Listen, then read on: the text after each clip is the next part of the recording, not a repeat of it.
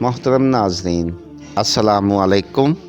اپنے موضوع کی طرف بڑھنے سے پہلے ہمارے چینل سرات مستقیم کو سبسکرائب کر لیں اور ساتھ ہی گھنٹی کے بٹن کو دبا دیں تاکہ ہماری ہر نئی ویڈیو آپ تک پہنچتی رہے۔ آج کا ہمارا موضوع صحیح بخاری جلد نمبر 1 حدیث نمبر 26 ہے۔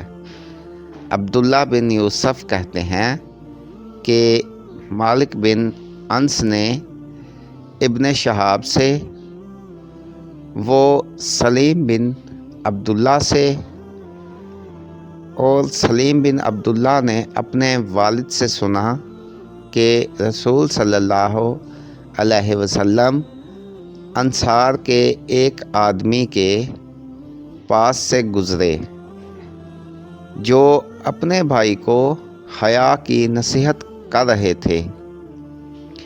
رسول صلی اللہ علیہ وآلہ وسلم نے فرمایا،